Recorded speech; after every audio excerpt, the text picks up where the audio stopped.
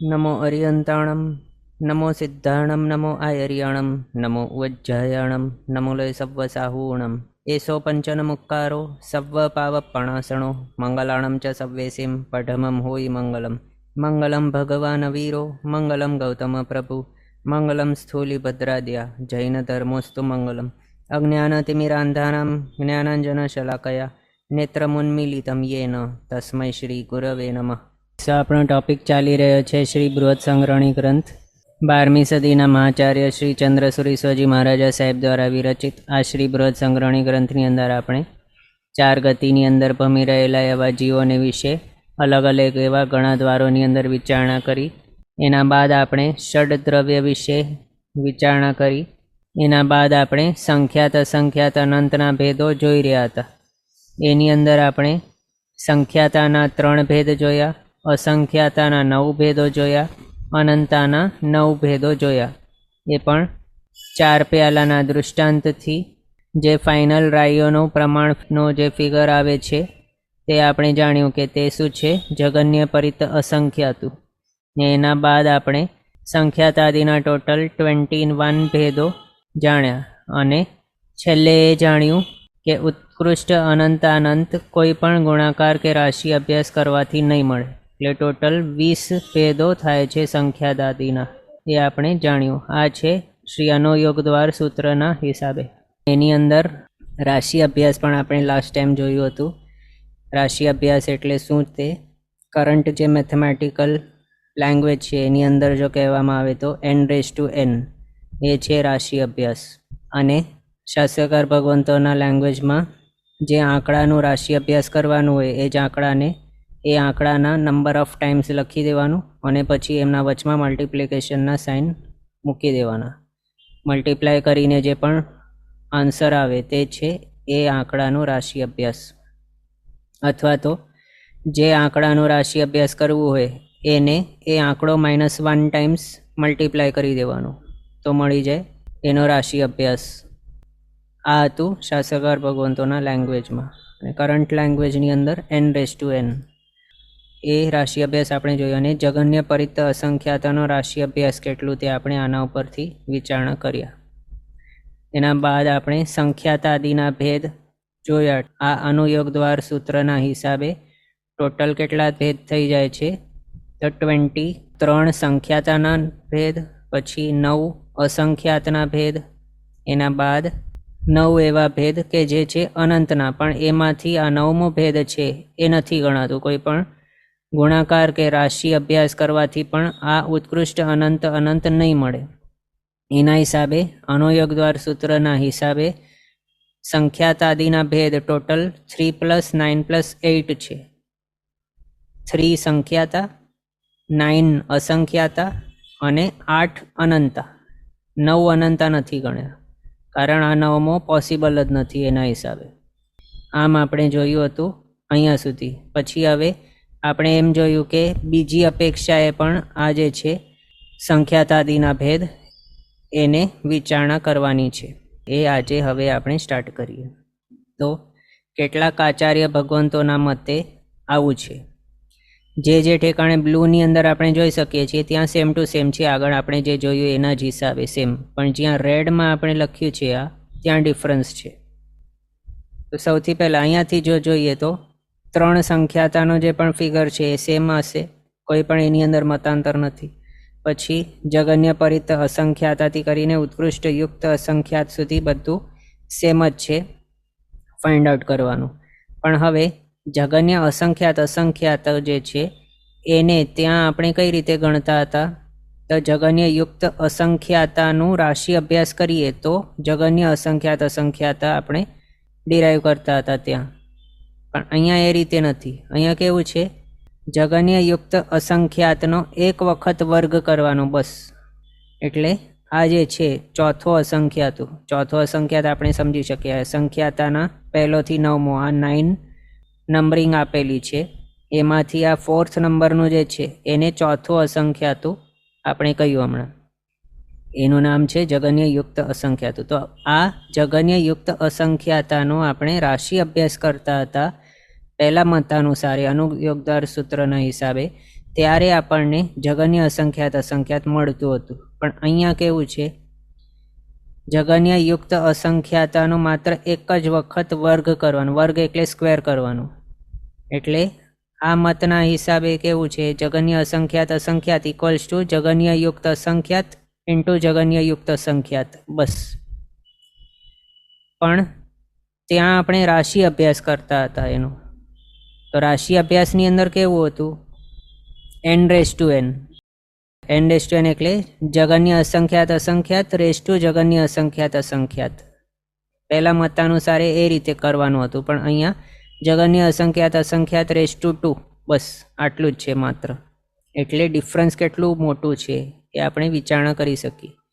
પહેલા મતાનુસારે આ જગન્ય અસંખ્યાત અસંખ્યાત બહુ મોટું આવે ફિગર. અહીંયા એના અપેક્ષા કમ્પેરિઝન કરીએ એની સાથે તો બહુ નાનું છે આ, એમ. પછી નેક્સ્ટ આ જોઈએ, એની અંદર કંઈ ફરક નથી. ફરક નથી એટલે ફરક તો પડશે, કારણ આનો બેઝ શું છે, મધ્યમ અસંખ્યાત અસંખ્યાતનો બેઝ શું છે, તો આ છે જગન્ય અસંખ્યાત અસંખ્યાત. જો આ જગન્ય અસંખ્યાત અસંખ્યાતનો જ ફરક થઈ ગયું છે તો આની અંદર એ ફરક થશે. પણ અહીંયા લખવાના શબ્દોની અંદર કોઈ ફરક નહીં થશે, એ સમજી શકીએ ને આપણે. આંકડાઓની અંદર ફરક થશે, પણ અહીંયા જે આપણે લખેલા છે આ બધું, એની અંદર કંઈ ફરક નથી. એટલે જગન્ય અસંખ્યાત અસંખ્યાત +1 કરીને ઉત્કૃષ્ટ અસંખ્યાત અસંખ્યાત -1 સુધી જ આ છે. પછી ઉત્કૃષ્ટ અસંખ્યાત અસંખ્યાત એ પણ જગન્ય પરિત અનંત -1 જ છે. પણ હવે જગન્ય પરિત અનંતની અંદર ફરક પડશે. અહીંયા આની અંદર શું છે, તો જગન્ય અસંખ્યાત અસંખ્યાતનો 3 વખત વર્ગ કરવાનો. એટલે એક્ઝામ્પલ માટે સમજો કે જગન્ય અસંખ્યાત અસંખ્યાતનો ફિગર છે 50, એક્ઝામ્પલ માત્ર. તો એનો 3 વખત વર્ગ કરવાનો. એટલે 50 × 50 કર્યું, 2500 આવે. એક વખત સ્ક્વેર કર્યું, હવે બીજી વખત આને સ્ક્વેર કરવાનું. એટલે 2500ની સાથે મલ્ટીપ્લાય કર્યું, આ થયો બીજી વખત સ્ક્વેર. હવે ત્રીજી વખત સ્ક્વેર કરવાનો, તો 62,50,000. તો આ છે એક્ઝામ્પલ માટે. જો 50 હોય જગન્ય અસંખ્યાત અસંખ્યાતનો ફિગર અસત કલ્પનાએ, જો 50 હોય તો એનો 3 વખત વર્ગ કરીએ તો શું મળે, તો આવું મળે, એમ. એટલે મેન આ આપણે શા માટે બતાવ્યું, 3 વખત વર્ગ સમજાવવા માટે. એક વખત સ્ક્વેર કર્યું, બીજી વખત સ્ક્વેર કર્યું, ત્રીજી વખત સ્ક્વેર કર્યું, જે આન્સર આવતા જાય એનો સ્ક્વેર કરતા ગયું. એ રીતે 3 વખત વર્ગ કરવાનું. પછી જે આંકડો મળે જગન્ય અસંખ્યાત અસંખ્યાતનો 3 વખત વર્ગ કર્યા બાદ જે પણ ફિગર મળે એની અંદર 10 વસ્તુની સંખ્યા એડ કરી લેવાની. એ 10 વસ્તુ કઈ તે હમણાં આપણે જોઈએ. આ 10 વસ્તુઓ કઈ કઈ છે, તો સૌથી પહેલાં લોકાકાશના પ્રદેશો. આપને તો ખ્યાલમાં છે લોકાકાશ એટલે શું, તો 14 લોકની અંદર જે પણ આકાશ છે, આકાશાસ્તિકાય જેટલું પણ છે, એના જેટલા પણ પ્રદેશો, એ બધા. મેન તો લોકની અંદર 14 લોકની અંદર જેટલું પણ આકાશાસ્તિકાય છે એને લોકાકાશ કહેવાય છે. તો આ જે છે લોકાકાશના પ્રદેશો, એનો મિનિંગ શું, તો 14 લોકની અંદર રહેલ આકાશાસ્તિકાય જે છે એના દરેક પ્રદેશો, એની ટોટલ આંકડો કે સંખ્યા કેટલી તે એડ કરવાની. એટલે એ છે પહેલો 10 વસ્તુઓમાંથી. પછી ધર્માસ્તિકાયના બધા પ્રદેશોની સંખ્યા. ધર્માસ્તિકાય પણ ક્યાં છે, તો લોકાકાશની અંદર જ છે. આ 14 લોકની અંદર જ છે. આપણે ષડદ્રવ્ય જોતા ટાઈમે જોઈ લીધું છે તે, એ એડ કરવાનું. પછી અધર્માસ્તિકાયના દરેક પ્રદેશોનું સંખ્યા. અધર્માસ્તિકાય પણ ક્યાં છે, એ પણ માત્ર 14 લોકની અંદર જ છે, એ એડ કરી લીધા. પછી એક જીવના આત્મપ્રદેશો, બધા જ જીવના આત્મપ્રદેશ નહીં, માત્ર એક જ જીવના આત્મપ્રદેશોની સંખ્યા એ એડ કરવાની. અને એ પણ કેટલી છે, તો એ 14 લોકની અંદર જેટલા પણ આકાશ પ્રદેશો છે અથવા તો લોકાકાશના જેટલા પણ પ્રદેશો છે એની જે સંખ્યા આવે એટલા જ સેમ સંખ્યા છે એક જીવના આત્મપ્રદેશોની. અને આગળ આપણે જે જોયું ધર્માસ્તિકાય અને અધર્માસ્તિકાય, એનું પણ સેમ ટુ સેમ ફિગર છે. એટલે એમ જો જોઈએ તો લોકાકાશના પ્રદેશોની સંખ્યા ઇક્વલ્સ ટુ ધર્માસિકાયના પ્રદેશોની સંખ્યા ઇક્વલ્સ ટુ અધર્માસિકાયના પ્રદેશોની સંખ્યા ઇક્વલ્સ ટુ એક જ જીવના આત્મપ્રદેશોની સંખ્યા. બધા કેટલા કેટલા છે તો આપણે આગળ જોઈએ તો અસંખ્ય અસંખ્ય છે. એટલે આ અસંખ્ય અસંખ્ય જે છે આંકડાઓ તે એડ કરવાના છે, અથવા તો આ 10 વસ્તુ જે એડ કરવાની છે એનામાંથી 4 આ છે પહેલી. પછી 5મી વસ્તુ, સ્થિતિબંધના હેતુભૂત કાશાયિક અધ્યવસાય સ્થાનો, એનું સંખ્યા એ એડ કરવાની. તો હવે આ છે શું? તો સ્થિતિબંધ એટલે શું છે? તો સ્થિતિબંધ કોની અપેક્ષાથી, કોનો માટે આ છે નામ? તો કર્મની અપેક્ષા, કર્મની જ સ્થિતિ બંધાતી હોય. તો 8 કર્મ છે, એની ટોટલ 158 પ્રકૃતિઓ છે, ઉત્તર પ્રકૃતિ આપને ખ્યાલમાં હશે. એમાંથી કોઈ પણ કર્મ જ્યારે બંધાય તો એનો પ્રકૃતિ, સ્થિતિ, રસ અને પ્રદેશ આ 4 વસ્તુ બંધના ટાઈમે જ નક્કી થઈ જાય છે.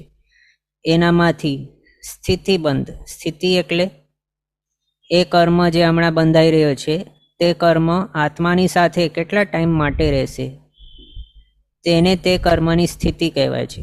એ ક્યારે કેટલા ટાઈમ માટે ઉદયમાં આવશે એને સ્થિતિ નહીં કહેવાય, પણ એ આત્માની સાથે ચોંટેલું કેટલા ટાઈમ સુધી રહેશે, હમણાં બંધાયો ત્યારથી એની સ્થિતિની ગણતરી થવાની સ્ટાર્ટ થઈ ગઈ.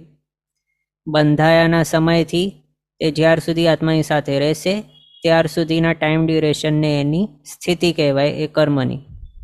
તો એ જે 4 વસ્તુ છે, પ્રકૃતિ, સ્થિતિ, રસ અને પ્રદેશ, એમાંથી જે સ્થિતિ બંધ થયું છે તો એના હેતુભૂત કાશાયિક અધ્યવસાય સ્થાનો. તો સ્થિતિબંધનો કારણ શું છે? કશાય. તો સ્થિતિબંધના કારણરૂપ, હેતુભૂત એટલે કારણ, તો એના કારણરૂપ એવા કાશાયિક અધ્યવસાય સ્થાનો એ કેટલા હોય છે? એ પણ અસંખ્ય હોય છે. કાશાયિક અધ્યવસાય સ્થાન એટલે શું? તો અધ્યવસાય સ્થાન સમજીએ તો અધ્યવસાયના ઘણા બધા તરતમતા હોય છે. એટલે એમ જો વિચારીએ તો કોના કારણે થાય છે સ્થિતિનો બંધ? તો કશાયના કારણે. અને બધા જ જેટલા પણ જીવો છે, બધા જ જીવોને સેમ પ્રકારના, સેમ તરતમતાવાળા કશાયનો ઉદય નહીં હોય. બધાને અલગ અલગ પ્રમાણના કશાયનો ઉદય હોય છે. કોઈકને ક્રોધનો ઉદય, કોઈકને માન, કોઈકને માયા, કોઈકને લોભ, તીવ્ર, તીવ્રતમ, મંદ, એટલે ઘણા બધા પ્રકારના તરતમતાઓ છે કશાયોની ઉદયમાં આવેલા. તો એ જે છે કશાયનો જેટલા પ્રમાણનો, જેટલી તરતમતાવાળો ઉદય હોય એના હિસાબે એના અધ્યવસાય સ્થાનક કહેવાય છે. એટલે કશાયોદયથી જે પરિણામ ઉત્પન્ન થાય છે તે સ્થિતિબંધના અધ્યવસાય કહેવાય છે. અને કર્મ જે પણ બંધાય છે એની જેટલી પણ સ્થિતિ બંધાઈ છે એ કેટલી હોઈ શકે સ્થિતિ? કશાયના કારણે કેટલી સ્થિતિઓ બંધાઈ શકે? તો અંતર્મુહૂર્તિ કરીને 70 કોડાકોડી સાગરોપમ સુધીની સ્થિતિનો પણ બંધાઈ શકે છે કર્મ. અને કોનું હોય? તો મોહનીય કર્મની 70 કોડાકોડી સાગરોપમની સ્થિતિ ઉત્કૃષ્ટ. તો એ જે છે સૌથી જગન્યથી કરીને સૌથી ઉત્કૃષ્ટ એ જે સ્થિતિ કહી, એની અંદર એના સ્થિતિ સ્થાન કઈ રીતે સમજી શકાય? તો સૌથી જગન્ય સ્થિતિ જે છે સમજો અંતર્મુહૂર્ત, તે છે ફર્સ્ટ સ્થિતિ સ્થાન. એના બાદ એ અંતર્મુહૂર્ત પ્લસ 1 સમય માત્ર કર્યું, એ બીજો, પ્લસ 1 સમય એટલે ત્રીજો, પ્લસ 1 સમય એટલે ચોથો, પ્લસ 1 સમય 5મો સ્થિતિ સ્થાન થઈ ગયું. આ રીતે એક સમય એડ કરતા કરતા એક સ્થિતિ સ્થાન ગણાતો જાય. આમ કરીને જ્યારે 70 કોડાકોડી સાગરોપમની સ્થિતિ સ્થાન સુધી પહોંચીએ તો એટલા નંબરનું છેલ્લામાં છેલ્લું સ્થિતિ સ્થાન કહેવાય છે. આમ એટલે આમ જો વિચારીએ શોર્ટમાં તો જગન્ય સ્થિતિબંધ જેટલી પોસિબલ છે ત્યારથી કરીને ઉત્કૃષ્ટ સ્થિતિબંધ જેટલી હોઈ શકે છે અલગ અલગ કર્મોની એના અપેક્ષાએ. તો એના અંદર જેટલા પણ સમય છે એનો નંબર ઇક્વલ્સ ટુ એના સ્થિતિ સ્થાનોનો નંબર. એમ એટલે જગન્ય સ્થિતિબંધથી ઉત્કૃષ્ટ સ્થિતિબંધ સુધીના જેટલા પણ સમય થાય તેટલા એના સ્થિતિબંધ સ્થાનો હોય છે. ટોટલ સમય અહીંયા જેટલા પણ છે જગન્યથી ઉત્કૃષ્ટ સ્થિતિબંધના વચમાં એની અંદર નંબર ઓફ સમયો, એ બધાને જેટલા સમય હોય એટલા નંબરના એના સ્થિતિબંધ સ્થાન સમજવાના. એમાંથી જો જોઈએ તો એક એક સ્થિતિબંધના સ્થાનમાં કષાયોદયના સ્થાનો અસંખ્ય લોકના આકાશ પ્રદેશ જેટલા હોય છે. એટલે સ્થિતિબંધ સ્થાન આપણે સ્થિતિ સ્થાનો આટલા બધા જોયા. આટલા બધા કઈ રીતે આપણે કહી રહ્યા છીએ? તો આપણે જ્યારે એમ વિચારીએ કે માત્ર એક આવલિકાની અંદર જ કેટલા સમય છે, તો અસંખ્ય છે. એક દિવસમાં એ અસંખ્યાતા સમયો છે, એક મહિનામાં, એક વર્ષમાં, 10-50 વર્ષમાં, 100 વર્ષમાં અસંખ્ય સમયો છે. આગળ હતા એક પૂર્વમાં અસંખ્ય સમય છે, એક પલ્યોપમમાં પણ અસંખ્યાતા સમય છે, અને એક સાગરોપમમાં પણ અસંખ્યાતા સમય છે, અને એક કોડાકોડી સાગરોપમમાં અસંખ્યાતા સમય છે. 70 કોડાકોડી સાગરોપમ પ્રમાણની જે ઉત્કૃષ્ટ સ્થિતિ છે એમાં પણ અસંખ્યાતા સમય છે. એટલે જો એમ વિચારીએ ઉત્કૃષ્ટ સ્થિતિબંધ 70 કોડાકોડી સાગરોપમનો, ત્યારથી કરીને જગન્ય સ્થિતિબંધ ત્યાર સુધી કેટલા નંબરના સમયો છે, તે છે એનો સ્થિતિ સ્થાનોનો નંબર, અને એ કેટલું છે તો અસંખ્ય. એ ફિગર અહીંયા એડ કરવાનું છે. આ જે છે સ્થિતિબંધના હેતુભૂત કાશાયિક અધ્યવસાય સ્થાનો, એમાં આપણે જોયું જે સ્થિતિ સ્થાનો છે, એક દરેક સ્થિતિબંધ સ્થાનમાં કષાયોદય સ્થાનો અસંખ્ય લોકના આકાશ પ્રદેશ એટલા હોય છે, અને કષાયોદય જન્ય એવા સ્થિતિબંધના અધ્યવસાયો પણ અસંખ્ય લોકના આકાશ પ્રદેશ જેટલા હોય છે. આમાં આપણે આમ જો વિચારીએ તો કર્મબંધ કેટલાનું થઈ શકે? તો આમ મૂળ કર્મ 8 છે, 8 બંધાઈ શકે છે. એમાં એમની ઉત્તર પ્રકૃતિઓ જો ગણીએ તો ટોટલ 158 ઉત્તર પ્રકૃતિઓ છે. એમાંથી બંધમાં આપણે જો ગણીએ કર્મગ્રંથ વગેરેમાં, તો બંધમાં કેટલીક પ્રકૃતિઓ આપણે ગણતા હોઈએ છીએ? તો 158માંથી 120 ગણતા હોઈએ છીએ. આમ જો વિચારીએ તો બંધન સંગાતન નામકર્મ છે એ આપણે શરીરમાં ગણતા હોઈએ છીએ ત્યાં, અને વર્ણાદિ 20 છે એને વર્ણાદિ 4માં ગણતા હોઈએ છીએ. અને માત્ર મિથ્યાત્વ મૌન્ય એને બંધમાં ગણતા હોઈએ છીએ. સંકિત મૌન્ય અને મિશ્ર મૌન્યને બંધમાં નથી ગણતા, કારણ એનો બંધ પોસિબલ નથી. એ મિથ્યાત્વ મૌન્યના રૂપે બંધાય છે, અને પછી એની અંદર વિશુદ્ધિ થાય કે મંદતા થાય ત્યારે સંકિત મૌન્ય અને મિશ્ર મૌન્ય ફોર્મ થાય છે. એટલે શોર્ટમાં જો એમ જોઈએ તો કર્મ પ્રકૃતિઓ બંધમાં કેટલી ગણાતી હોય છે? જ્યારે કર્મબંધની વિશે આપણે વિચારણા કરતા હોઈએ બીજા વગેરે કર્મગ્રંથોની અંદર, તો 120 કર્મ પ્રકૃતિઓ ઉત્તર ભેદેના. તો એ 8 મૂળ કર્મ અને 120 એના ઉત્તર પ્રકૃતિઓ, એના જગન્યથી કરીને ઉત્કૃષ્ટ સુધીના સ્થિતિબંધના દરેક સ્થાનોની અંદર આવતા અધ્યવસાય સ્થાનોનો જેટલું પણ નંબર હોય એ બધું એડ કરી લઈએ, તે છે આ નંબર.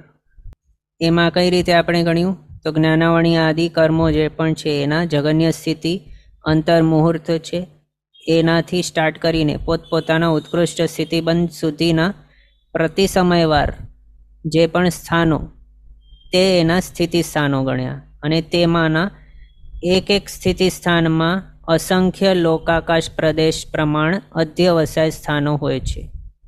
એટલે અંતર મુહૂર્તનું જે છે, એક્ઝામ્પલ માટે જગન્ય સ્થિતિબંધ, ત્યારથી કરીને કોઈકનો જો 30 કોડાકોડી સાગરોપમ વાળો હોય ઉત્કૃષ્ટ સ્થિતિ સ્થાન જ્ઞાનાવણીય કર્મ જેવો, તો એની અંદર દરેક સમયમાં એના સ્થિતિ સ્થાનમાં અસંખ્ય લોકાકાશ પ્રદેશ પ્રમાણ અધ્યવસાય સ્થાનો હોય છે. એટલે આમાં અસંખ્ય લોકાકાશ પ્રદેશ પ્રમાણ, નેક્સ્ટ સમયે અસંખ્ય લોકાકાશ પ્રદેશ પ્રમાણ, આ રીતે પ્રતિ સમયે એના સ્થિતિ સ્થાનોની અંદર અસંખ્ય લોકાકાશ પ્રદેશ પ્રમાણ અધ્યવસાય સ્થાનો હોય છે.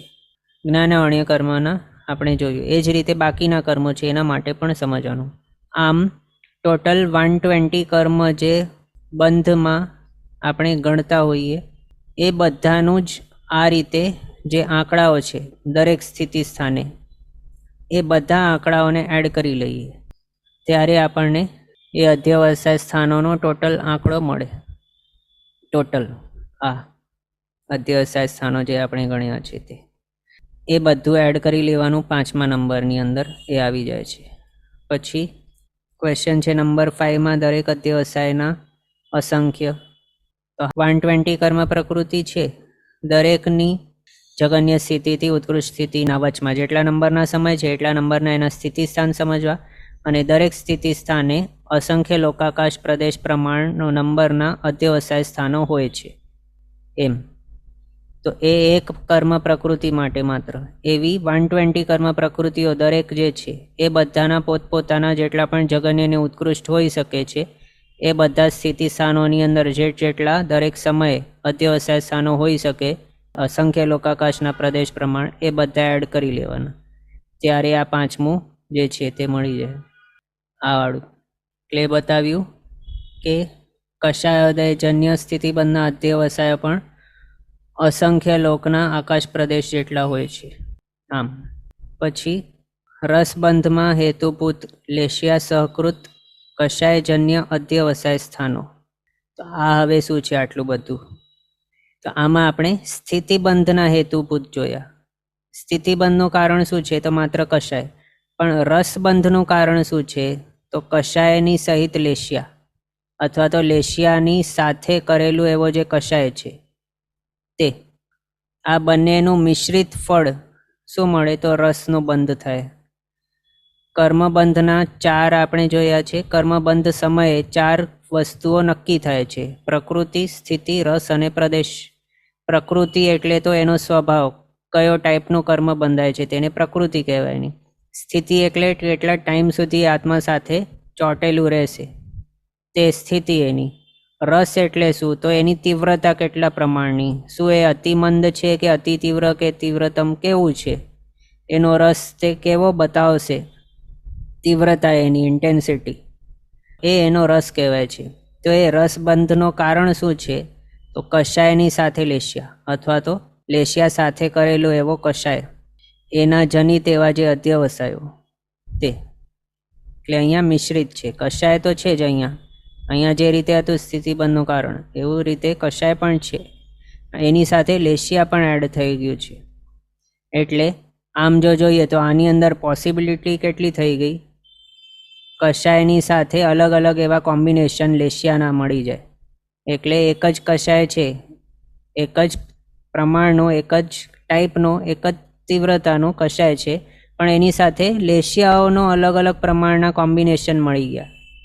તો એના હિસાબે શું સમજી શકીએ આપણે? સ્થિતિબંધના જે પણ છે આ 5મા વાળું ટોટલ અધ્યવસાય સ્થાનોની સંખ્યા એના કરતાં ઘણા બધા નંબરમાં આ રસબંધના હેતુભૂત લેશિયા સકૃત કષાયજન્ય અધ્યવસાય સ્થાનો હશે, અસંખ્યાત ગુણા વધારે.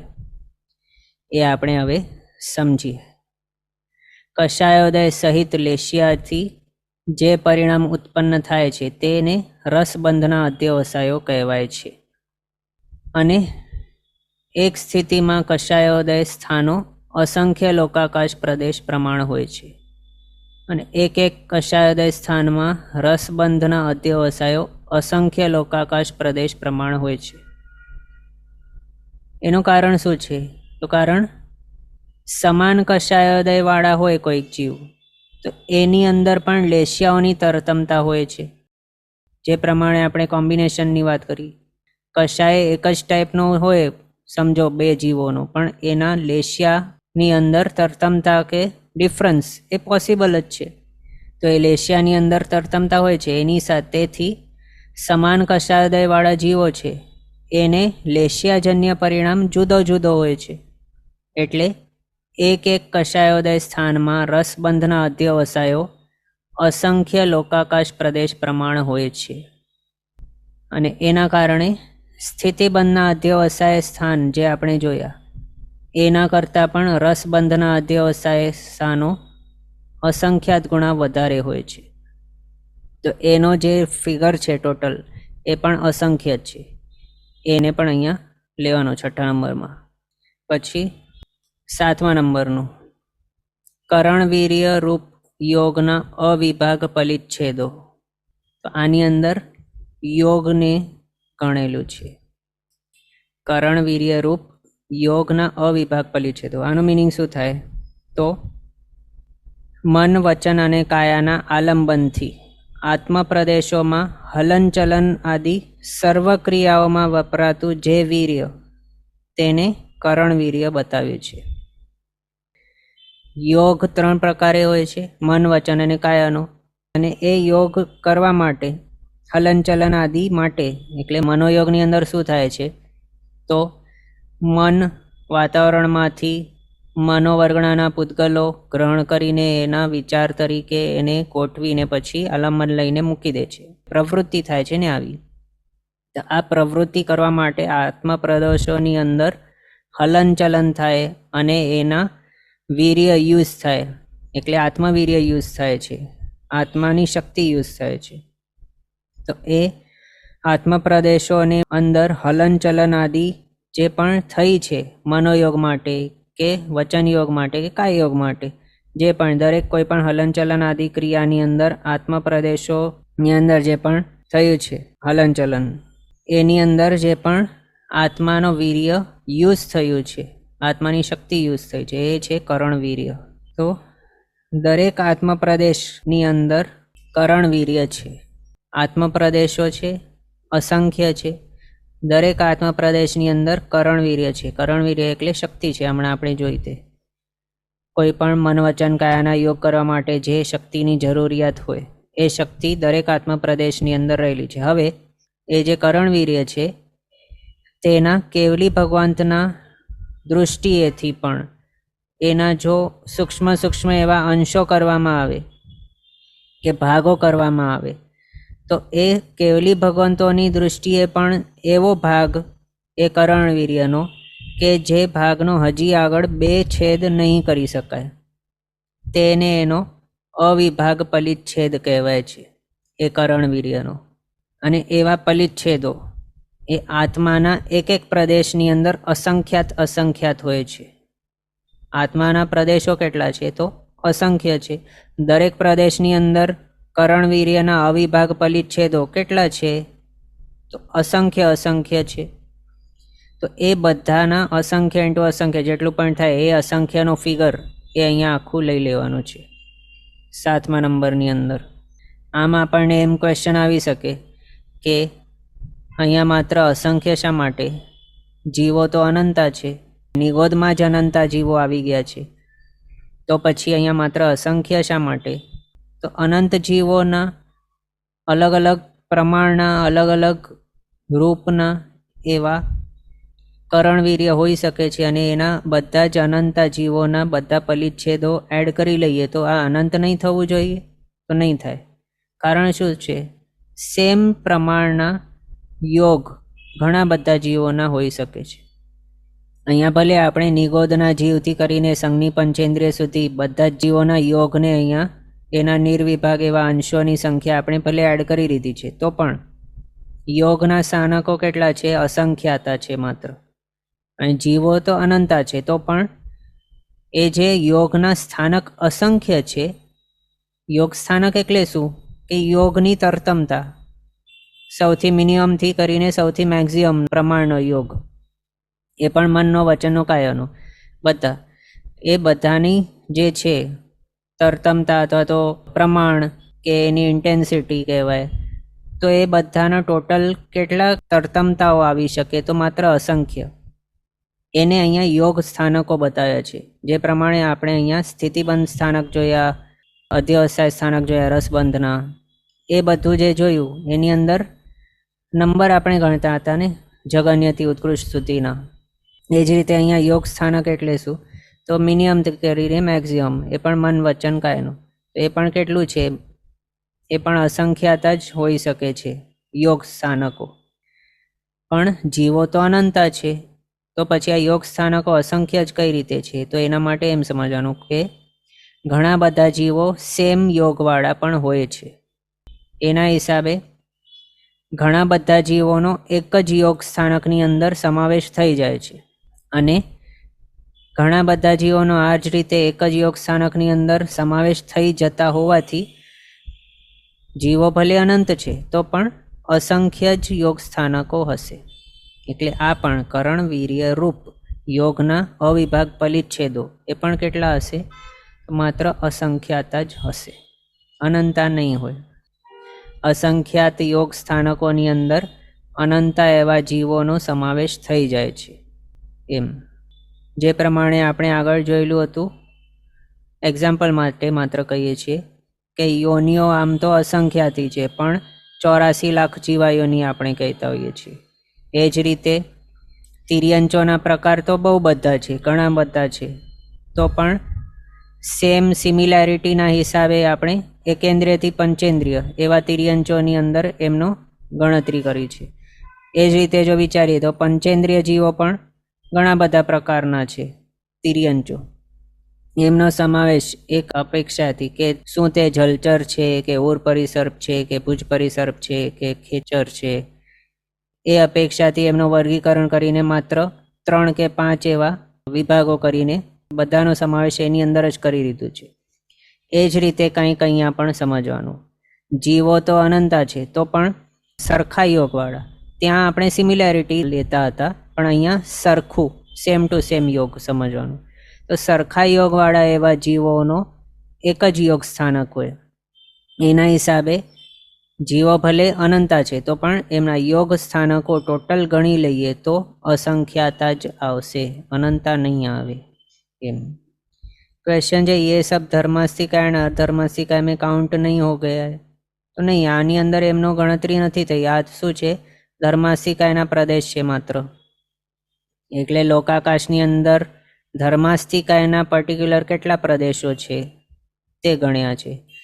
पछी आ अधर्मास्तिका एना मात्र प्रदेश काउंट कर्या छे. आ पछी लोकाकाशना मात्र प्रदेश काउंट कर्या छे.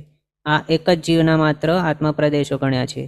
પછી હવે અહીંયા આપણે સમજી શકીએ આ 4 જે છે એ 4 આંકડો સેમ છે, તો પણ 4ને અલગ અલગ ગણ્યા છે. એ 4ને અલગ ગણ્યા પછી અહીંયા શું છે અલગ? આ કરણવીર્ય રૂપ યોગનો અવિભાગ પરિચ્છેદો. ક્વેશ્ચન છે કરણવીર્ય, હા તો એ અલગ છે. ધર્માસ્તિકા એ અલગ છે. ધર્માસ્તિકા એ તો શું છે? તે અજીવ દ્રવ્ય છે. ષડ દ્રવ્યમાંથી આપણે જોયેલું છે, એ તો ગતિ સહાયક અજીવ દ્રવ્ય છે. પણ આ શું છે? આત્માનો કરણવીર્ય છે, એટલે આત્માની શક્તિ, એના અવિભાગ પરિચ્છેદ. એક જ આત્મપ્રદેશની અંદર અસંખ્ય એવા કરણવીર્યના અવિભાગ પરિચ્છેદો રહેલા છે. એટલે આત્માની શક્તિ એ છે આની અંદર ગણેલી. એટલે એ અહીંયા નથી ગણેલું. અહીંયા આત્માના માત્ર પ્રદેશ ગણેલા હતા આ વાળાની અંદર, ને અહીંયા શું છે? કરણવીર્ય રૂપ યોગના અવિભાગ પરિચ્છેદો. એટલે આ આગળ નથી ગણેલું, નવું જ છે. આ થઈ ગયું. હવે નેક્સ્ટ આ ઉત્સર્પિણી અને અવસર્પિણી રૂપ એક સંપૂર્ણ કાળચક્રના સમયો. આની અંદર શું આવી જાય? ઉત્સર્પિણી અને અવસર્પિણી. ઉત્સર્પિણીની અંદર કેટલું સમયગાળો છે? તો 10 કોડાકોડી સાગરોપમ ઉત્સર્પિણીમાં. અવસર્પિણીમાં કેટલું છે? તો એમાં 10 કોડાકોડી સાગરોપમ. એટલે સંપૂર્ણ કાળચક્રની અંદર કેટલું સમયગાળો છે? 20 કોડાકોડી સાગરોપમ. તો એ 20 કોડાકોડી સાગરોપમનું જે ટાઈમ ડ્યુરેશન છે એની અંદર કેટલા નંબરના સમયો છે?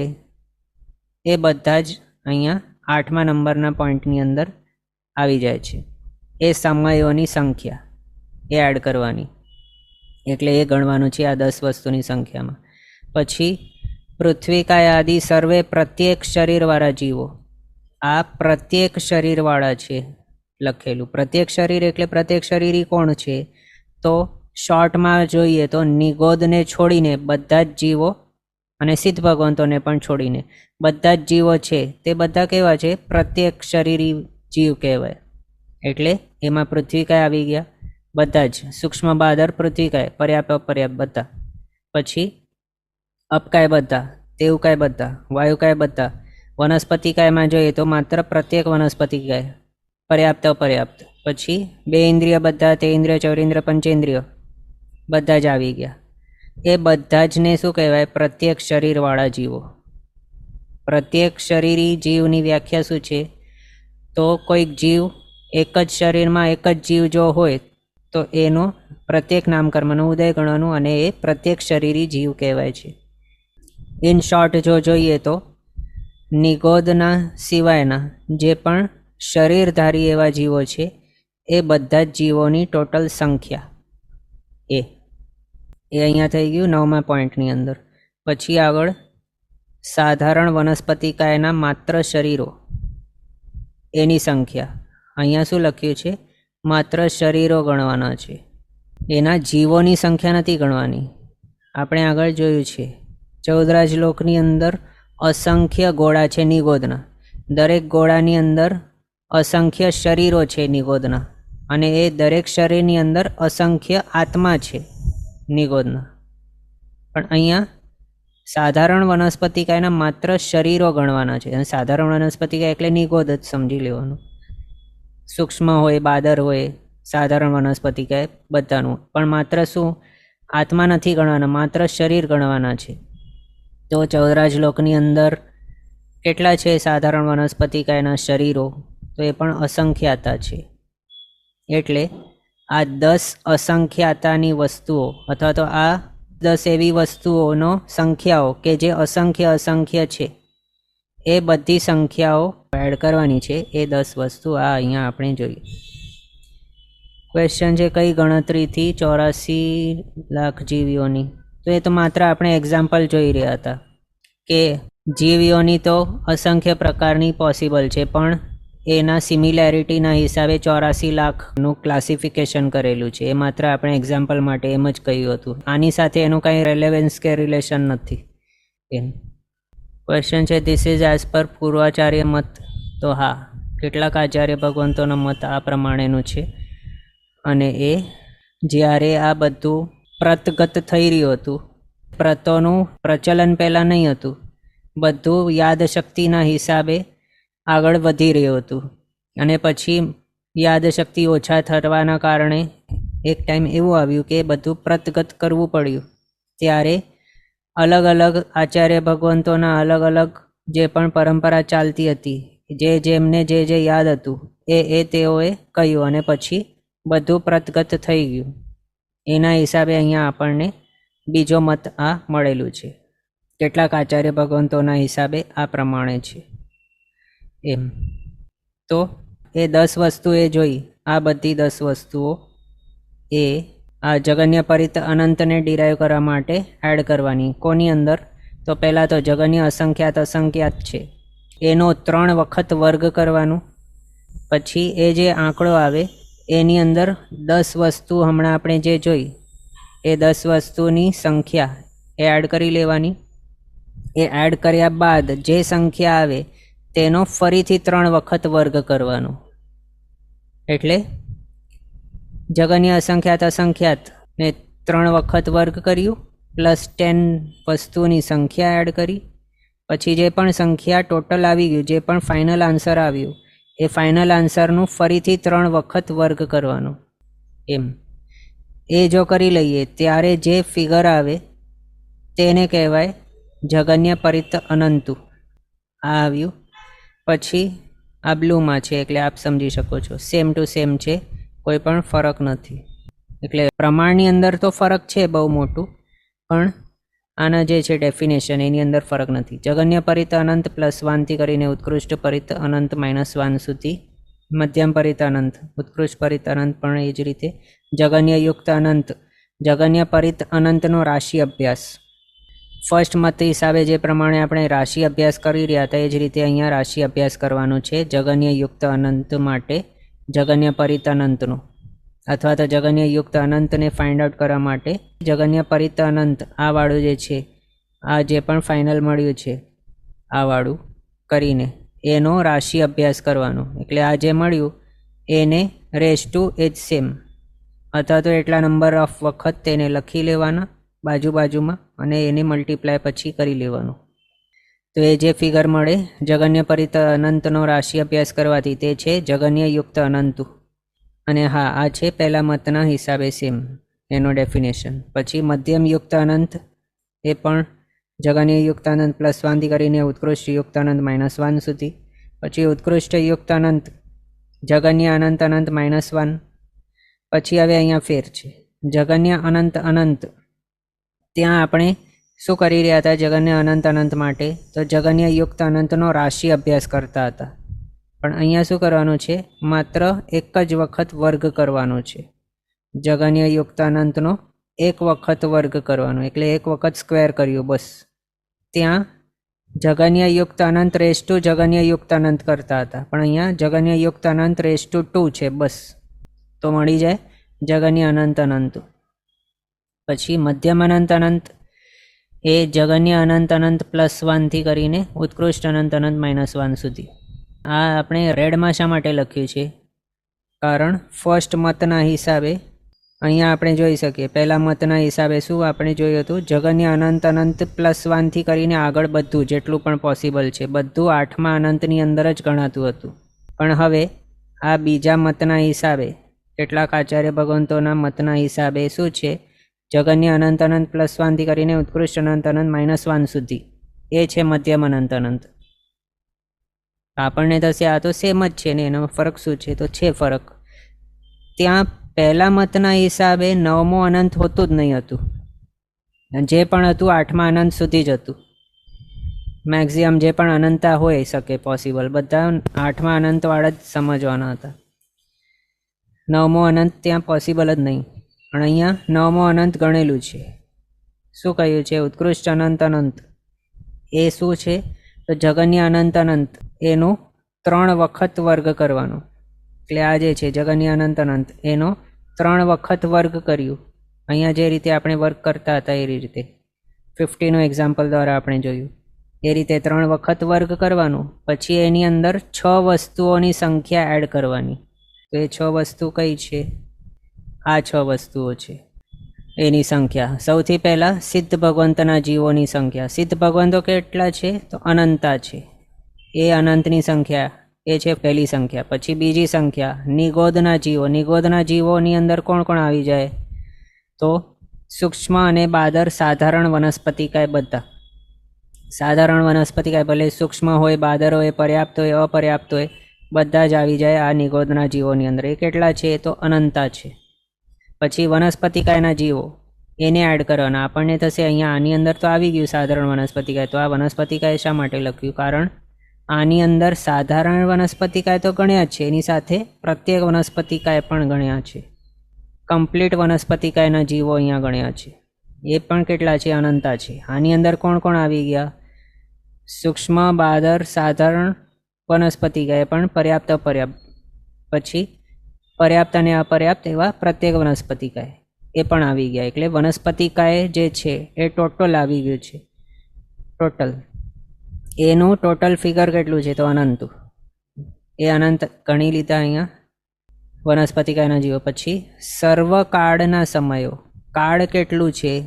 તો ભૂતકાળ અનંતું થઈ ગયું છે, વર્તમાન એક સમયરૂપ છે, અને ભવિષ્ય અનંતું આવવાનું છે. તો એ જેટલા પણ સમયો છે સર્વકાળના સમયો કેટલા છે? અનંતા છે. એ સર્વકાળના સમયો અહીંયા ગણવાના. પછી સર્વ પૂતગલ પરમાણુઓ. 14 રાજલોકની અંદર જ છે પૂતગલ, અને એમાં પરમાણુ ટોટલ કેટલા છે એ બધું. આપણે એમ જો કાર્મણ વર્ગણા જ માત્ર એક વિચારીએ તો એક જ વર્ગણાની અંદર એક જે છે કાર્મણ વર્ગણાનો એક સ્કંધ, એની અંદર જ કેટલા છે પરમાણુઓ? તો અનંત અનંત છે. આપણે આગળ જોયેલું છે વર્ગણાનું આખું કઈ રીતે છે કેલ્ક્યુલેશન વગેરે, કઈ રીતે કોને વર્ગણા વગેરે કહેવાય છે. તો એ જે છે એક જ સ્કંધની અંદર અનંતા એવા પરમાણુઓ છે, અને એ સ્કંધ પણ આપણને કંઈ દેખાતું નથી કાર્મણ વર્ગણાનું. તો આખા 14 રાજલોકની અંદર કેટલા બધા હશે? એ તો માત્ર કાર્મણ વર્ગણા, પણ એના સિવાય ગ્રાહ્ય અને અગ્રાહ્ય વર્ગણાઓ પણ છે. કાર્મણ વર્ગણા જ એક નથી માત્ર, આપણું શરીર ઔદારિક વર્ગણાથી બનેલ છે. એ પણ શું છે? બધું પૂતગલ જ છે. એટલે શોર્ટમાં શું છે? તો પૂતગલ બધા જ જે પણ ગ્રાહ્ય વર્ગણાવાળા હોય કે અગ્રાહ્ય હોય કે જે પણ હોય કે છૂટા ફરતા હોય પરમાણુઓ, એ દરેક પૂતગલ પરમાણુઓની ટોટલ સંખ્યા એ સર્વ પૂતગલ પરમાણુઓની સંખ્યા એ ટોટલ ગણી લેવાની. કેટલી છે? અનંતી છે.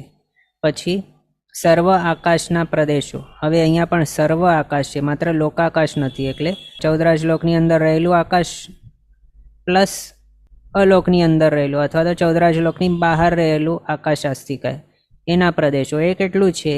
તો અલોક આકાશ તો અનંતું છે. લોકાકાશ તો અસંખ્યાતા પ્રદેશો છે લોકાકાશની અંદર, પણ એના બહાર અલોકની અંદર અનંત આકાશ પ્રદેશો છે. તે સર્વ આકાશના પ્રદેશો ગણી લ્યો ને, એટલે આ 6 એવી વસ્તુઓ કે જેની સંખ્યા અનંત અનંત છે એ બધી આની અંદર એડ કરવાની. 6 વસ્તુની સંખ્યા એડ કરી. પહેલાં તો શું કર્યું, તો જગન્ય અનંત અનંત લીધું, એને 3 વખત એનું વર્ગ કર્યું, પછી એ જે ફાઇનલ આન્સર આવે એની અંદર 6 વસ્તુઓ હમણાં આપણે જે જોઈ તે અનંતી અનંતી એડ કરે. એ ઉમેરીને પછી જે સંખ્યા આવે એનો ફરી વખત 3 વખત વર્ગ કરવાનો. હવે એ 3 વખત વર્ગ કર્યા બાદ ઊભો નહીં રહેવાનો, પણ એની અંદર હજી એડ કરવાનું. શું? તો કેવલ જ્ઞાન અને કેવલ દર્શનના બધા જ પર્યાયો. કેવલ જ્ઞાનના પર્યાય એટલે શું? તો કેવલ જ્ઞાનનું શક્તિ શું છે, અથવા તો એ કેવલ જ્ઞાન દ્વારા શું થઈ શકે છે? તો 14 રાજલોકની અંદર અને બહાર, એટલે લોક અને અલોકના સર્વ દ્રવ્યોના સર્વ પર્યાયો. એ પણ સર્વ પર્યાય કહીએ એટલે એનો મિનિંગ શું? તો ભૂત, ભવિષ્ય, વર્તમાન 3 કાળના. તો જેટલા પણ દ્રવ્ય છે, ભલે લોકમાં હોય કે અલોકમાં, ટોટલ જેટલા પણ દ્રવ્ય હયાત છે એના જેટલા પણ પર્યાયો હતા, છે અને થવાના છે એ બધા જને એક જ સમયે જાણી જોઈ શકે છે જે જ્ઞાન દ્વારા. તેને કેવલ જ્ઞાન કહેવાય. તો એ કેવલ જ્ઞાનના પર્યાયો, એનો મિનિંગ શું? કે હમણાં આપણે જે જોયા અનંતા પૂતગલો છે, અનંતા જીવો છે, અસંખ્ય પ્રદેશ છે, ધર્માસિકાય અધર્માસિકાય એના અસંખ્ય અસંખ્ય પ્રદેશો છે, આકાશાસ્તિકાય અનંતું છે. એટલે આ ટોટલ જે દ્રવ્યો છે એ બધા જના પર્યાયોને કેવલ જ્ઞાન દ્વારા જાણી શકાય છે. તો એ જને શું કહેવાય? એને કેવલ જ્ઞાનને પર્યાય કહેવાય. અને એ જાણી શકે છે એટલે એનો વિશેષ બોધ થાય છે, તે જ્ઞાન, અને સામાન્ય બોધ તે દર્શન. તો 3 કાળના, લોકના ને અલોકના, સર્વદ્રવ્યોના સર્વ પર્યાયોને એક જ સાથે જાણવું, જોવાનું દરેક સમયે સમયે, પણ એને કેવલ જ્ઞાન કેવલ દર્શન કહેવાય છે. એમાંથી એ જે જોવાનું છે કાર્ય અથવા તો સામાન્ય બોધ જે છે તેને કેવલ દર્શન કહેવાય છે. તો એ કેવલ દર્શનના પર્યાયો પણ કેટલા હશે? તો એ પણ અનંતા હશે. એટલે કેવલ જ્ઞાન ને કેવલ દર્શનની જે પણ આત્મા છે એનાથી કોઈ પણ એવું કાળ નથી, કોઈ પણ એવું દ્રવ્ય નથી, કોઈ પણ એવું ક્ષેત્ર નથી, કોઈ પણ એવો ભાવ પણ નથી કે જે એમનાથી છુપાયેલું છે. એમને બધું જ ખ્યાલમાં છે, બધું જુએ છે, બધું જાણે છે. જેટલા પણ અનંતા પર્યાયો છે દ્રવ્યોના ટોટલ એડ કરી લઈએ તો જીવો અનંતા, પૂતગલ અનંતા વગેરે જે પણ આપણે જોઈએ, ટોટલ ઉત્તર ભેદ જોઈએ દ્રવ્યોના, તો એ પણ અનંતા થઈ ગયા. તો એના અનંતા ભાવો પણ તે જાણી જોઈ શકે છે. એટલે એમનાથી કંઈ પણ છુપેલું નથી. મેક્સિમમ પોસિબલ જે પણ છે એ બધું એમની અંદર આવી જાય છે, એમને ખ્યાલમાં આવી જાય છે, જાણાય જોવાય છે એમના દ્વારા. એટલે અહીંયા બતાવ્યું કે કેવલ જ્ઞાન અને કેવલ દર્શનના બધા જ પર્યાયો એ પછી એડ કરી લેવાના. તો હવે આટલું બધું કર્યા બાદ જે ફાઇનલ આન્સર આવે તે છે ઉત્કૃષ્ટ અનંત અનંત.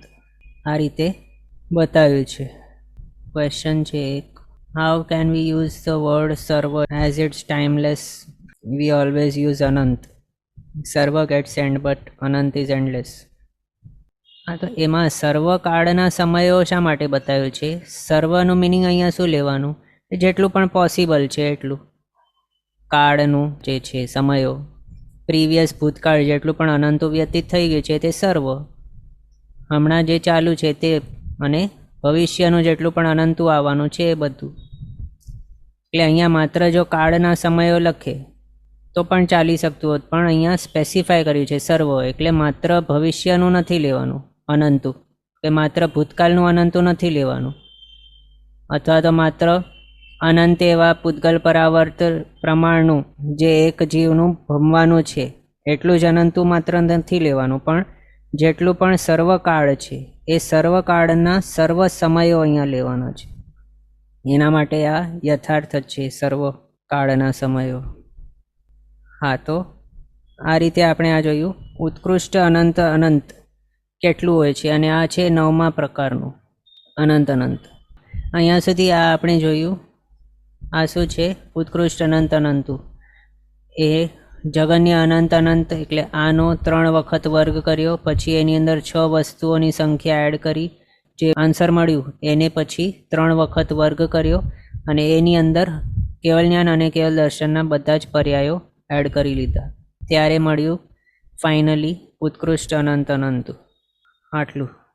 પછી આગળ બતાવે છે કે પણ સંસારની અંદર હંમેશા મધ્યમ અનંત અનંતનો જ વ્યવહાર ચાલુ છે, અને સંસારવર્તી બધા જ અનંત અનંત સંખ્યાવાળી વસ્તુઓ 8મા અનંતે જ આવે છે, ને 9મા અનંતાથી મપાય એવી કોઈ પણ વસ્તુ હાજર નથી કે વિદ્યમાન નથી, અને થવાની નથી. આના કારણે અહીંયા આપણે પહેલા મતના હિસાબે માત્ર 8મા અનંત સુધી જ જોયું, પણ 9મો અનંત નથી જોયેલું એમ. ને આગળ ચોથા કર્મગ્રંથની અંદર પણ આ આખી ગણતરી આવે છે, એની અંદર સૂત્રમાં પણ માત્ર 8 અનંત જ બતાવ્યો છે. પછી અહીંયા સુધી આપણે જોયું છે, અને આગળ એ પણ જે આ આપણે જોયું બીજા મતના હિસાબે, એની અંદર 3 વખત વર્ગ કર્યો આ 8મા અનંતનું, એના બાદ 6 વસ્તુની સંખ્યાઓ એડ કરી, એના બાદ ફરીથી 3 વખત એનો વર્ગ કર્યો, એના બાદ હજી કેવલ જ્ઞાન કેવલ દર્શનના બધા જ પર્યાયો એડ કરી દીધા. તો કેવલ જ્ઞાન અને કેવલ દર્શન પોતે જ એટલા છે કે જેની અંદર બધું આવી જ જાય છે, જેટલું પણ મેક્સિમમ પોસિબલ છે બધું એની અંદર આવી જાય છે, પણ એને પણ અહીંયા એડ કરી લીધા. તો એના હિસાબે આનો જે ટોટલ ફિગર મળે છે આટલું બધું કર્યા બાદ, એ ટોટલ ફિગર પોસિબલ જ નથી. કારણ જો એ પોસિબલ હોત તો કેવલ જ્ઞાની જે છે એને તો એના પર્યાયની અંદર એ આવી જ જાત, અને એના પર્યાયની અંદર જો એ આવી જાય તો આગળ આ બધું જે એડ કર્યું છે આટલું બધું વર્ગ વગેરે કરીને એટલા પ્રમાણનું આંકડો તો વધી જાય છે ને આ ઉત્કૃષ્ટ અનંત અનંતની અંદર. કેવલ જ્ઞાનના પર્યાયથી પણ હજી વધારે વધી જાય છે. તો જે વસ્તુ હાજર હોત અને એ કેવલ જ્ઞાનના પર્યાયની અંદર આવી જતી હોત તો પછી એનાથી વધારે મોટું આ થઈ જાય છે ને ઉત્કૃષ્ટ અનંત અનંત. કારણ આ બધું કર્યા બાદ છેલ્લે કેવલ જ્ઞાન કેવલ દર્શનના પર્યાય એડ કર્યા છે. એટલે અહીંયા એવું ઉત્કૃષ્ટ અનંત જેવું કોઈ પણ વસ્તુ હાજર નથી, વિદ્યમાન નથી એમ.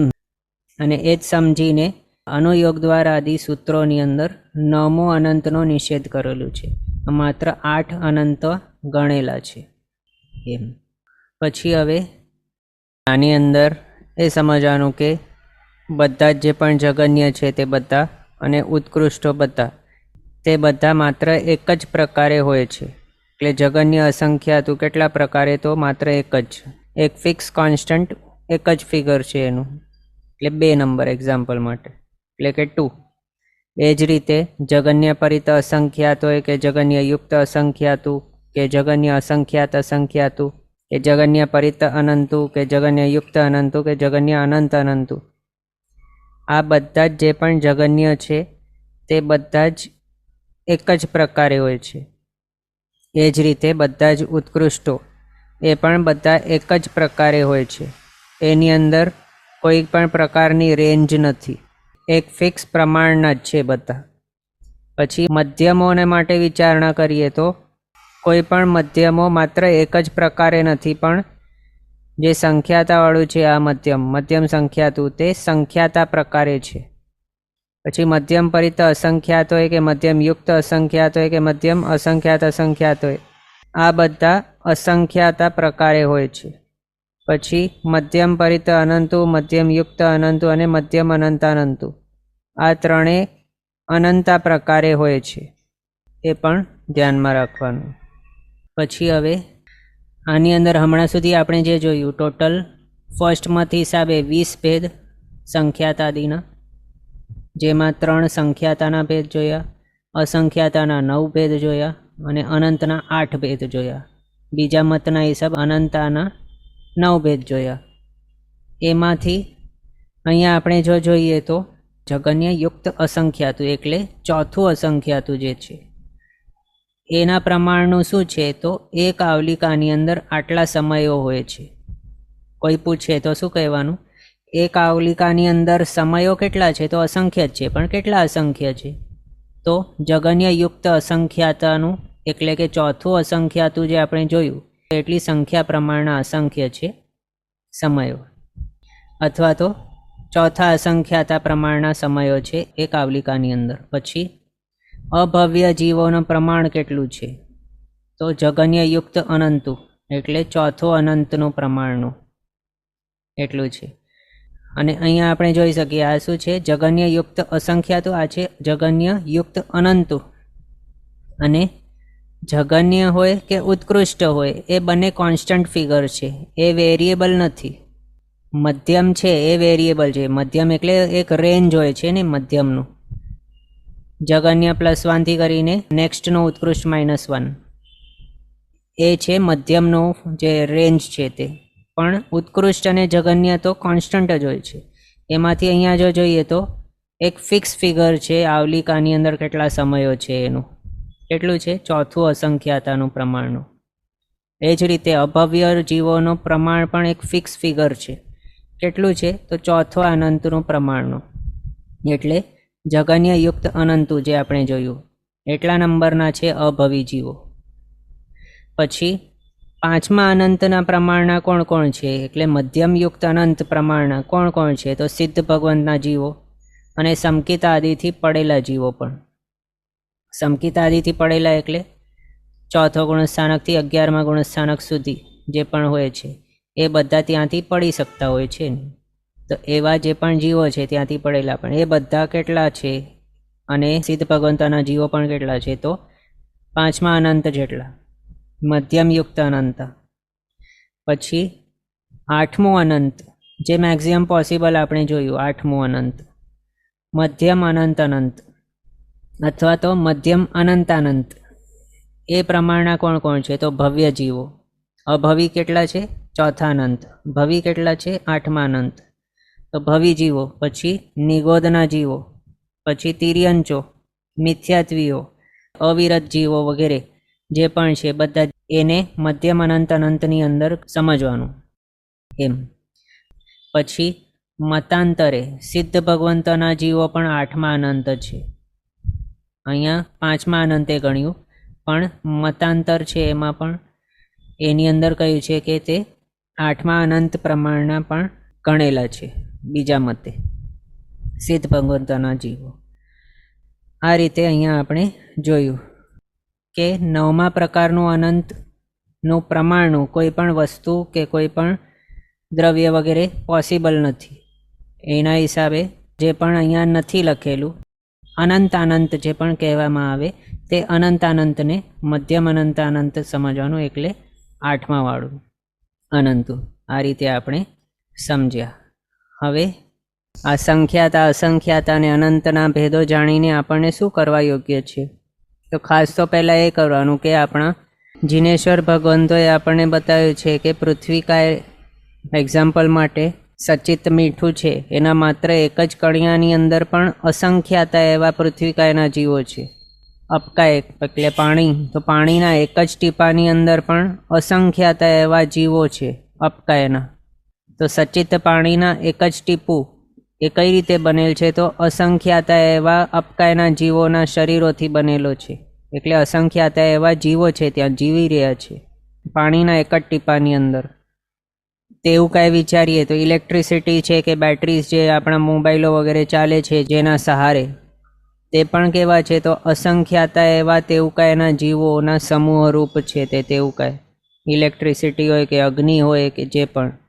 વાયુકાયની અંદર પણ અસંખ્યાતા એવા વાયુકાયના જીવો છે. અને આગળ જે સાધારણ વનસ્પતિકાય છે તે કેવા છે? અનંતકાય છે. એટલે સાધારણ વનસ્પતિકાયના માત્ર એક જ શરીરની અંદર અનંતા જીવો રહેલા હોય છે. એટલે તેમની હિંસા કરવાથી એક જ સાથે અનંતા જીવોની હિંસા થઈ જાય છે.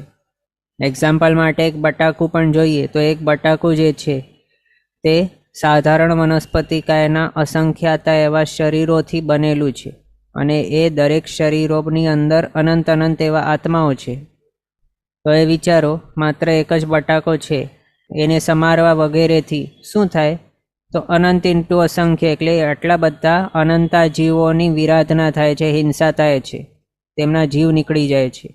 જ્યાં તીર્થંકર ભગવંતોએ બતાવ્યું છે, જિનેશ્વર ભગવંતો, સર્વજ્ઞ ભગવંતોએ બતાવ્યું છે કે એક પણ જીવની હિંસા કરવા યોગ્ય નથી, ત્યાં અસંખ્યાતા અને અનંતા જીવોની હિંસા કઈ રીતે કરી શકાય, એ વિચારણા કરવી જોઈએ. આપણા સાધુ ભગવંતો, સાધ્વીજી ભગવંતો, ગુરુ ભગવંતો જે છે તે બધા સાવધ્ય, વ્યાપારના, ત્યાગના પચ્ચખાણો લઈને બેઠા છે. સચિત એવા પાણી વગેરેનું સર્વથા સ્પર્શ એમનો ત્યાગ છે. સ્પર્શ જ નહીં કરે તો હિંસા કઈ રીતે થાય? એટલે આ રીતે તેઓએ સર્વવીરતીના પચ્ચખાણો લીધા છે. હવે વિચારો, તેઓની જીવનની 1 મિનિટ અને આપણા જીવનની 1 મિનિટ, એની અંદર તેઓના કેટલા બધા પાપો અટકી ગયા છે અને આપણા એમના કમ્પેરિઝનમાં કેટલા બધા પાપો થઈ રહ્યા છે. 1 જ મિનિટનું કમ્પેરિઝન કરીએ તો પણ આપણે તો દરેક મિનિટે, દરેક સેકન્ડે આપણને ફેન જોઈએ, એસી જોઈએ, મોબાઈલ જોઈએ, સચિત પાણીનો વપરાશ કરતા હોઈએ. એટલે આપણે કન્ટિન્યુઅસલી અસંખ્યાતા જીવોની વિરાધના કરી જ રહ્યા છીએ. પણ સાધુ સાધ્વીજી ભગવંતો, તેઓ તો અસંખ્યાતા જીવોને અભયદાન જ આપી રહ્યા છે. સાધારણ વનસ્પતિકાય વગેરે સ્પર્શે નહીં કરે અને એનું સર્વથા એમને પચ્ચખાણ જ હોય છે. એટલે તેઓ તો અનંતા જીવોને પણ અભયદાન આપીને બેઠા છે. આપણે કેવા? તો આપણને એ વિચારવાનું કે શું આપણી કંદમૂળ, અનંતકાય વગેરેના ત્યાગની બાધા છે? શું એના પચ્ચખાણ શું આપણે લીધા છે? અનંતકાય ભક્ષણના ત્યાગના જો લીધા હોય તો ખૂબ ખૂબ અનુમોદના, અને જો નહીં લીધા હોય તો જલ્દીથી ગુરુ ભગવાન પાસે લઈ લેવાનું. અનંતકાય ભક્ષણથી એને માત્ર સ્પર્શ કરીએ તો પણ અનંતા એવા જીવોની વિરાધના થઈ જાય છે. અને આપણને આહાર વગેરે શા માટે કરવાનું છે? તો આહાર માત્ર ધર્મ આરાધના કરવા માટે જે આ શરીર મળેલું છે એને ટકાવવા માટે માત્ર આ કોઈ પણ ટાઈપનો આહાર કરવાનું છે. અને એ ધર્મ આરાધના કરવાનો મોટિવ જેનું હોય આ શરીરરૂપી સાધન દ્વારા, તે શું? અનંતા જીવોના ભોગે આ શરીરને સાચવે કે પછી મિનિમમ નંબરના જીવોના હિંસાથી આ શરીર ટકી શકે એ વિચારે.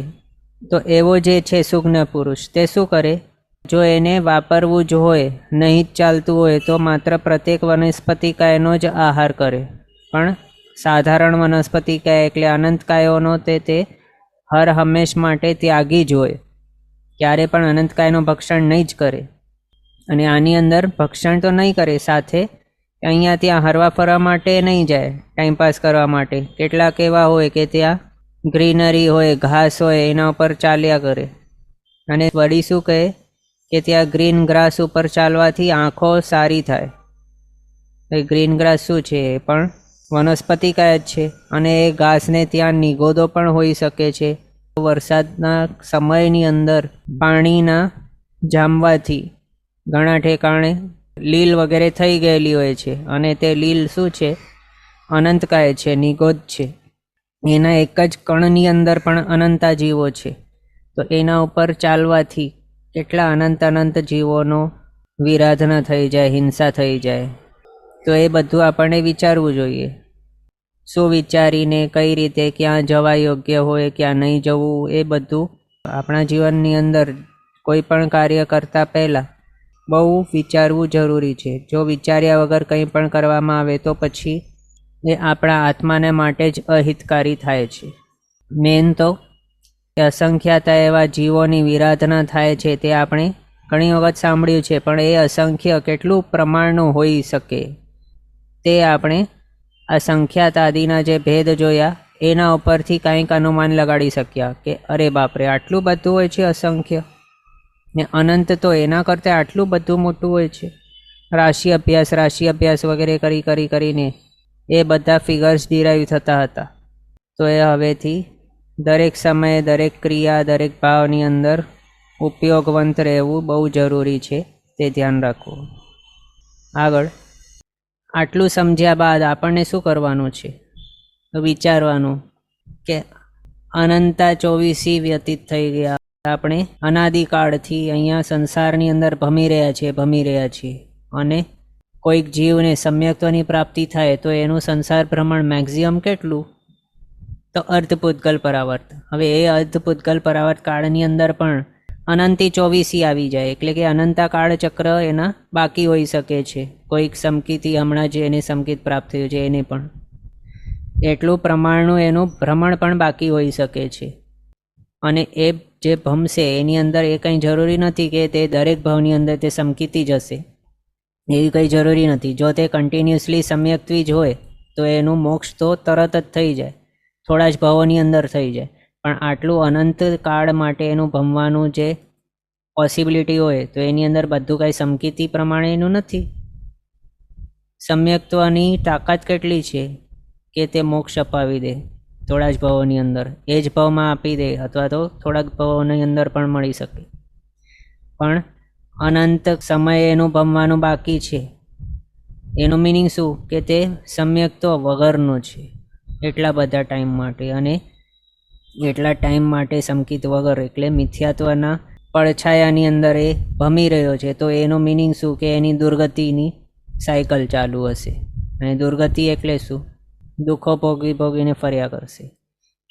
પણ આપણને આ બધું દુઃખો ભોગવવાની ઈચ્છા નથી, અને આપણી એવી શક્તિ પણ નથી કે આપણે ભમીને આટલા દુઃખો ફેસ કરીએ. અને આટલું પણ આપણું સત્વ નહીં હતું, એના હિસાબે આપણે આવા ટાઈમની અંદર જન્મી ગયા છીએ.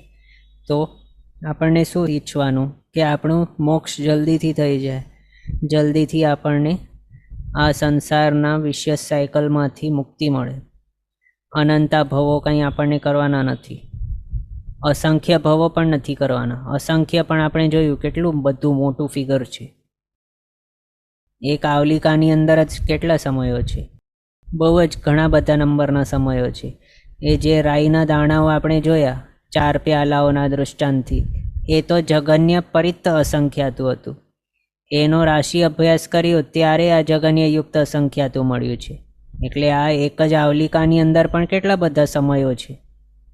અને મહાવીર સ્વામી ભગવાને ગૌતમ સ્વામીને કહ્યું હતું કે સમયમ ગોયમમાં પમાયે, એક સમયનું પણ પ્રમાદ કરવા યોગ્ય નથી, એ બતાવ્યું હતું. અને એક આવલિકાની અંદર જ આટલા બધા સમય પસાર થઈ જાય છે, તો પછી આપણને કેટલું જાગૃત રહેવું પડે એ જરાક વિચારવા યોગ્ય છે. કેટલા બધા રાઈના દાણાઓ આપણે ગણ્યા ત્યારે માત્ર જગન્ય પરિત અસંખ્યાતું બન્યું હતું. એનો રાશિ અભ્યાસ કરીને આ આવલિકાના સમયો મળેલા છે. તો એટલામાંથી એક પણ સમયનો વેડફાટ નથી કરવાનો. તો આપણે તો શું કરી રહ્યા હોઈએ છીએ? સવારના ઉઠીએ મોબાઈલ, બપોરના અહીંયા ત્યાં જઈએ મોબાઈલ, રાતના સૂતાઈએ એનાથી પહેલાં મોબાઈલ. આપણું બધું જ સમય આપણે કોને આપીએ છીએ? મોબાઈલને. એ જો નહીં હોય તો નિંદા, વિકથા, આર્ત ધ્યાન, દેશકથા, રાજકથા, ભક્તકથા વગેરે જે પણ છે, નકામી વસ્તુઓની અંદર આપણો ટાઈમ વેસ્ટ કરતા હોઈએ છીએ. આમ લાગે કે આપણી પાસે આખા જગતમાંથી સૌથી વધારેમાં વધારે ટાઈમ આપણને જ મળેલું છે વેસ્ટ કરવા માટે. એટલે હમણાંથી શું કરવાનું? વિચારવાનું કે આપણને જે પણ સમય મળ્યું છે, જે શક્તિ મળેલી છે, આત્મવીર્ય જે પણ છે આપણું, એને કુમાર્ગે વેસ્ટ નથી કરવાનું. દ્રવ્ય ક્ષેત્ર, કાલ, ભાવ બધા સારા એવા આપણને જે પણ મળી ગયા છે એ બધાનું સદુપયોગ કરવાનું, દુરુપયોગ નહીં થાય એનું ખાસ ધ્યાન રાખવાનું, સમયે સમયે ઉપયોગ રાખવાનું. હર હંમેશ વિચારણા કરવાની, શું મારા મહાવીર સ્વામી ભગવાનનું આવી આજ્ઞા હતી કે શું કરવા જઈ રહ્યો છું એવી આજ્ઞા હતી તેમની, બધું વિચારણા કરવાનું. અને આ હું કરીશ તો એના દ્વારા મને કેવું ફળ મળશે? શું મારો ભવભ્રમણ થોડુંક ઓછું થશે કે વધી જશે આના દ્વારા? એ બધું વિચારણા કરવાની. અને પછી જ જે પણ કાર્ય કરવાની ઈચ્છા હોય એ કરવાનું. અને જો એમ સમજમાં આવે કે આ મારા ભગવાનના આજ્ઞા મુજબનું કાર્ય નથી, અથવા તો આ જે છે કાર્ય એના દ્વારા મારા ભવભ્રમણ વધી જશે, એમ જો આપણને ધ્યાનમાં આવે તો પછી એ કાર્ય કરવાનું જ નહીં. આપણી પાસે ટાઈમ છે શું એક્સ્ટ્રા ભવભ્રમણને વધારવા માટે? નથી. આપણને જેટલું જલ્દી પોસિબલ છે એટલું જલ્દીથી સિદ્ધ બનવાનું છે, મુક્તિ પામવાની છે, બસ એ જ એક લક્ષ્ય રાખવાનું. પણ આ જે છે સંખ્યાતાદિનું ટોપિક તે આપણો આજે કમ્પ્લીટ થયો છે. હવે આજનો સમય અહીંયા આપણો થયો છે. આગળના પદાર્થ આપણે નેક્સ્ટ ક્લાસમાં કન્ટિન્યુ કરશું અવસરે. જીનાજ્ઞા વિરુદ્ધ કંઈ પણ બોલાય તો મિચ્છામિ દુક્કડમ. સર્વમંગલ માંગલ્યમ સર્વકલ્યાણકારણમ પ્રધાનમ સર્વધર્માણમ જૈનમ જયતિ શાસનમ. પ્રણામ. બધા શાતામાં રહેજો, જીનાજ્ઞાપૂર્વકનું જીવન જીવજો, સર્વવીરતી તરફ આગળ વધજો અને મનુષ્ય ભવ સફળ કરજો.